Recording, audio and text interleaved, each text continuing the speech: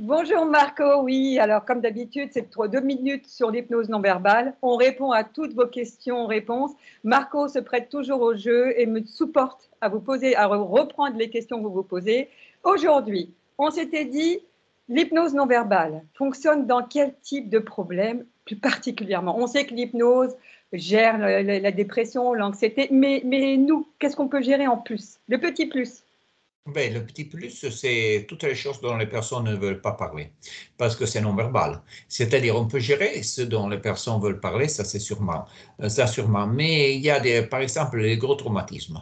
Par exemple, il y a les violences, les abus, plein de choses que les personnes ne Tu veux veulent dire pas les parler. abus sexuels?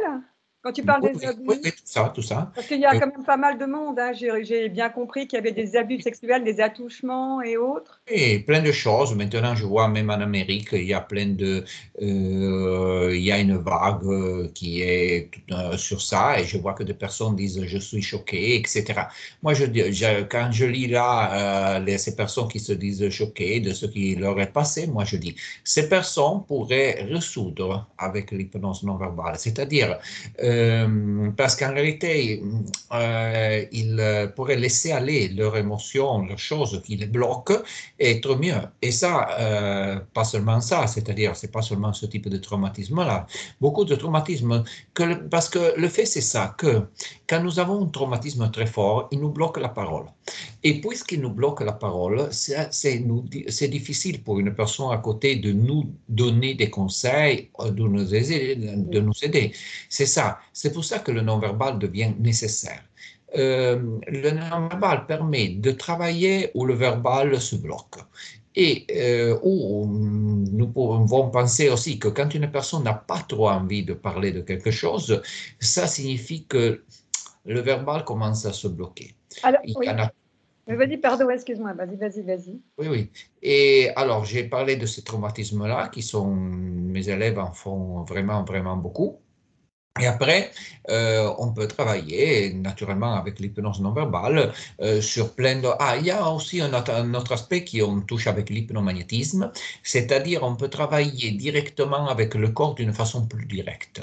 Parce que quand on travaille, par exemple, avec l'hypnose non verbale, on dit, et maintenant, par exemple, on travaille sur un trouble digestif ou autre chose, on peut suggérer que la digestion est bien. Mais par contre, l'hypnose non verbale est plus directe parce que nous pouvons aller avec la main, donner une stimulation sans toucher, on touche jamais, mais oui, on touche rarement, mais aller très proche de l'estomac et c'est comme si on parlait directement au corps.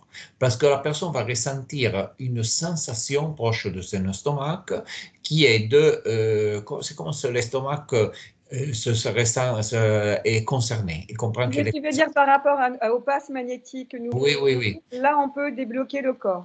Oui, on peut débloquer le corps. Ou par exemple, si on a des problèmes de peau, on peut aller sur la zone du Si on corps est plein, oui, des problèmes qui de peau. a, Quand tu euh, veux dire problème de peau, tu veux dire psoriasis, l'eczéma et oui, tout? oui, les eczémas, ça marche très bien en général. Ces techniques peuvent marcher très bien. Je ne veux pas dire avec tout le monde, mais avec beaucoup de monde, ça marche très, très, très bien. Alors justement, il y a une question qui vient de m'être posée, et dont beaucoup de personnes s'en plaignent, des hypnothérapeutes, mais pas les nôtres, hein, peut-être pas tes élèves, mais d'autres. Et on dit, mais l'hypnose peut-elle réveiller une douleur émotionnelle qui était enfouie auparavant sans la libérer? Ben non, ben, si on libère quelque chose, moi, quand on a une crise, on l'aide et on est dans la crise et après la personne est vraiment libérée. Disons que c'est naturel alors, disons que ça se Alors passe comme ça. explique-nous un petit peu. Voilà, attends, je regarde, tu as 1 minute et demie pour nous expliquer le processus, Alors, le concrètement. processus, c'est ça. C'est en général qu'il se passe quelques problèmes et les personnes cherchent de vivre leur vie. Ils se bloquent. Les Très bien. personnes restent bloquées, ne se laissent pas aller. Et il va faire une séance, il commence à laisser sortir, peut-être il y a beaucoup plus de ce qu'on attendait qui est en dessous. Et c'est ça ce qui les personnes... Alors, on fait les passes magnétiques, on fascine. Oui, non, mais disons que quand on fait une technique directe, après on permet à la personne de laisser aller totalement, de laisser partir, c'est-à-dire il n'y a plus la douleur parce que ça va partir tout. On va c'est comme se vider. se vider, parce que cette émotion, c'est une charge. On parle d'une charge émotionnelle. On va décharger cette charge. On va enlever les chaînes qui bloquent la personne.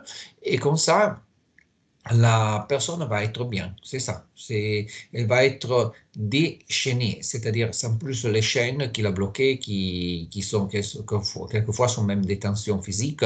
C'est-à-dire si une personne a un problème émotionnel, normalement, si elle va aussi chez le masseur va trouver plein de problèmes de tension et sous-tension dans son corps.